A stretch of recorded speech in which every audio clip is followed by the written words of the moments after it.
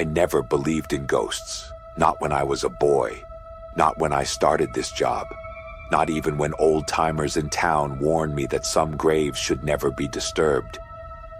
But now, every night, I wake up gasping, clawing at my sheets, because I feel him dragging me back. It started with a mistake, a careless mistake that should have never happened. I dug the grave too close to another, thinking it would be fine, that no one would notice. I didn't realize that the grave beside it was old, its foundation weak after years of settling. When I reached 6 feet deep, the dirt wall gave way, collapsing inward. Bones tumbled into the newly dug grave, skeletal remains spilling out of the darkness. I didn't even know whose remains they were, just that they were old, forgotten, and now disturbed. I knew I should have reported it. I knew I should have treated the remains with respect, but I was scared. So I did what I thought was best. I covered them up. I buried them again, mixed in with the soil of the new grave, and said nothing. And that's when it started. At first, I thought it was my imagination, the sound of dirt shifting outside my window, the faint scent of rotting wood following me home. Then the dreams came. I'd find myself standing at the cemetery, a single grave open before me, a gaping wound in the earth, and I wasn't alone.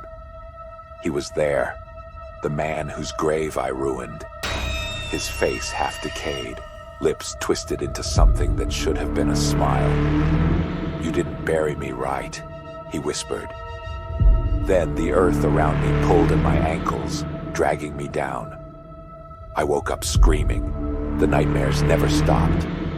Every night, I felt his cold, bony fingers wrap around my wrists, my ankles, yanking me toward the dirt. Each night, the grave in my dreams grew deeper, but it wasn't just dreams anymore. I started waking up outside, in my backyard, in the alley behind my house, and once, standing in the cemetery itself. My hands were always covered in dirt, my boots caked in mud. Then the bruises appeared. Long, dark, finger-shaped bruises along my arms, along my throat. No one believed me, not the doctor, not my boss, not even myself, until I saw the footprints, not mine, leading from the cemetery to my back door. I tried everything. I burned sage. I left offerings at his grave. Nothing worked because he didn't want peace. He wanted me. I knew I had to make things right. I had disturbed something that was never meant to be unearthed, and the only way to find peace was to rebury the remains properly. So I went back to the cemetery. I dug up the fresh grave, my hands trembling as I moved the newly buried coffin aside. Beneath it, I uncovered the old skeletal remains, still scattered from the collapse. I whispered an apology as I carefully placed them in a proper burial, ensuring they would rest undisturbed.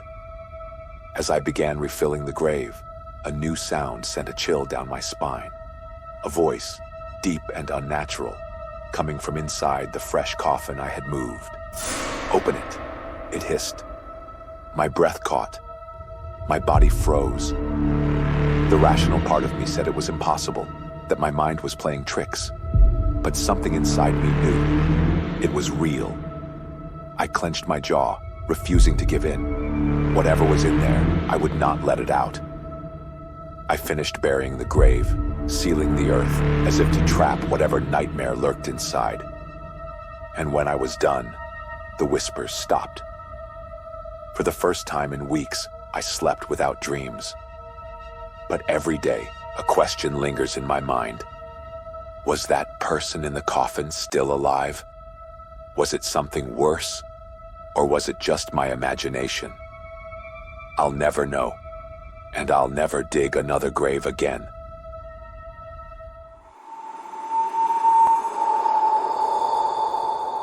I didn't think much of the doll when we first found her. It was just an old porcelain thing sitting alone in a dusty glass case at the back of an antique store. Lily, my 6-year-old daughter, spotted it first. "I want her," she said, pressing her tiny hands against the glass. I hesitated.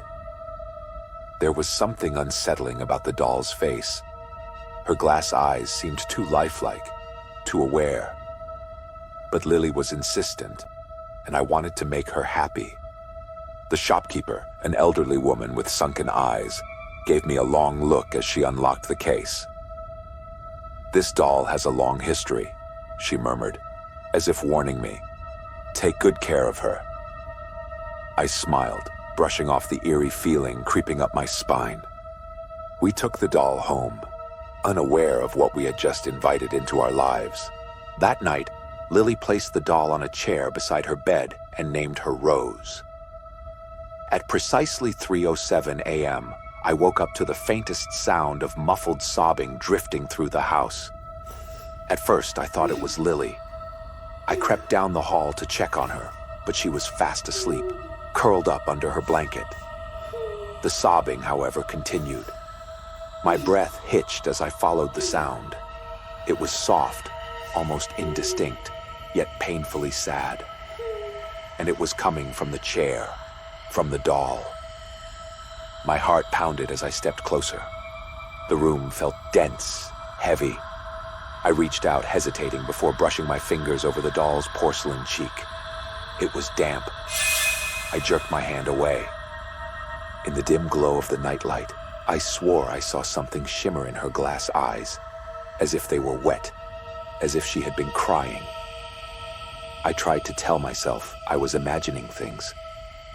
But the next night, the sobbing returned, louder this time. At first, my husband dismissed it as my imagination, but when the sound woke him up too, his skepticism faded. He grabbed a flashlight and examined the doll, turning it over in his hands. No hidden mechanisms, no moisture, just an ordinary old doll. Still, the sobbing continued. Then things started moving. One morning, I found Rose no longer sitting on the chair, but tucked neatly beside Lily in bed, her glassy eyes staring straight ahead. Another night, we were jolted awake by a loud thud. The doll had been thrown from Lily's nightstand, landing in the middle of the room. Doors creaked open on their own. Cold spots appeared randomly throughout the house. Lily, once bright and cheerful, grew quiet, withdrawn. She whispered to the doll when she thought we weren't looking. "She's sad," Lily told me one evening. "She misses her real home." I needed answers. Desperate, I returned to the antique shop, the doll wrapped tightly in a blanket. The old woman sighed when she saw me. "She was once owned by a little girl," she admitted. "A long time ago. The girl fell terribly ill and died, clutching that doll in her arms." I swallowed hard, my grip tightening. "Why does it cry?" The woman hesitated before whispering, "Because she's still looking for her mother." That night, the sobbing was unbearable. It echoed through the house, rattling picture frames and shaking the very walls. Lily was the one who finally acted. She picked up the doll, holding it close, and whispered, "It's okay. You can go home now." For the first time, the sobbing stopped. The next morning, the doll sat on the chair, her eyes dry. The air in the house felt lighter, as if something had finally let go. We took Rose back to the antique shop that afternoon, leaving her behind. That night, for the first time in weeks, the house was silent.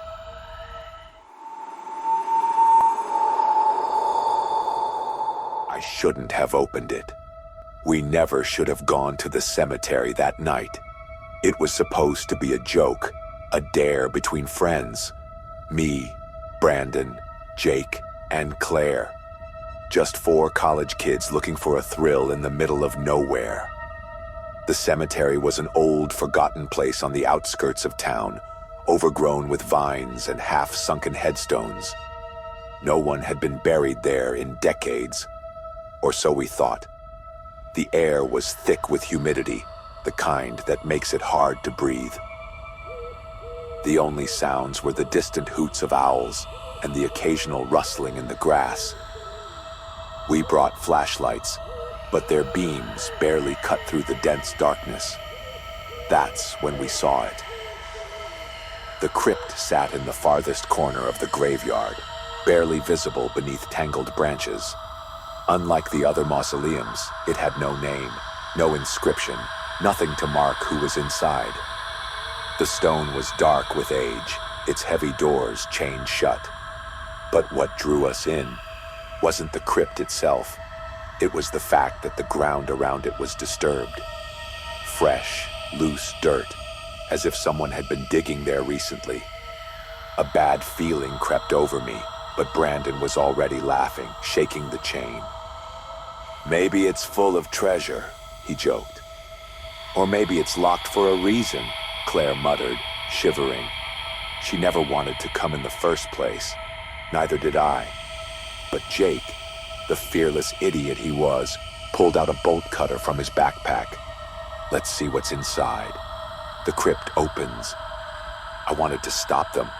I swear I did. But something about that place had a pull on me. I told myself it was just curiosity, but deep down I knew it was more than that. With a final snap, the chain broke. Jake and Brandon pushed open the heavy stone doors, and a rush of cold, stale air hit us in the face. The scent of rot and damp earth slithered into my lungs, and my stomach turned. Inside, it was pitch black. My flashlight flickered, the beam shaky. The crypt wasn't big, just a single stone slab in the center. No coffin, no markings, just the slab. Then we heard it, a whisper. It wasn't loud, just a breath against my ear, barely distinguishable from the wind. But I knew it came from inside the crypt. "Close it!" Claire gasped. She heard it too. "Let's go!" Her voice shook. "Right now!"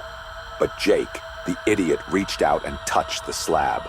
And the second his fingers brushed the stone, the whisper became a scream. I don't remember running.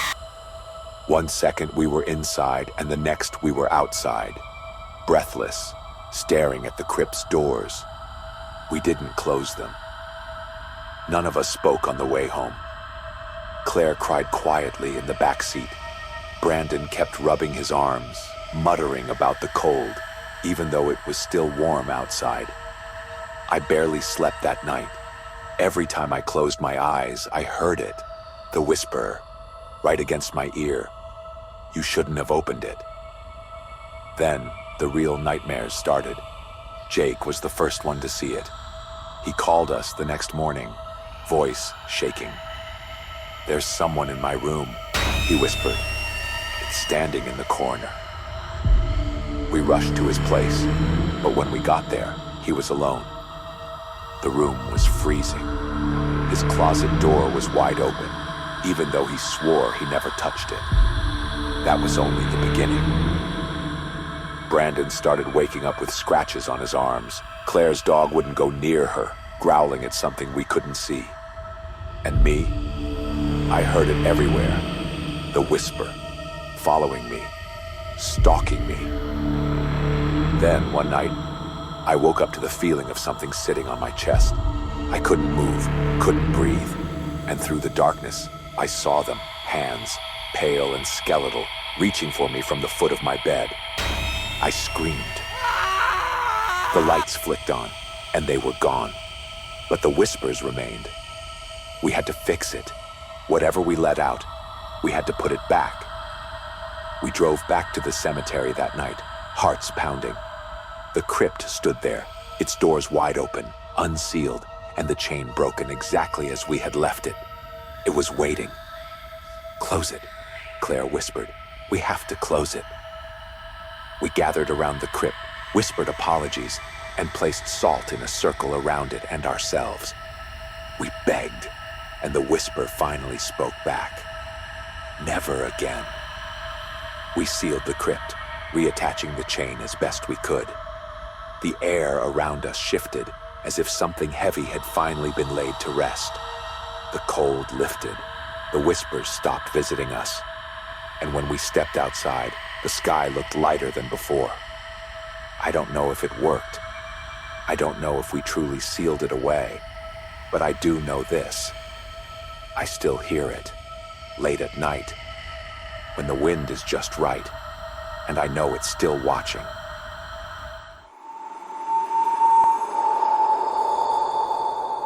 Moving into apartment 3B felt like a fresh start. The rent was cheap, the neighborhood was quiet, and the place had just the right amount of charm.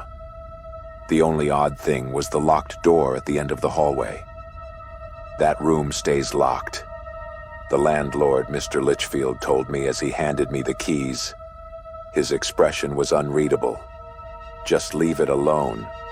I should have asked more questions, but at the time, I didn't care. A locked storage room didn't seem like a big deal.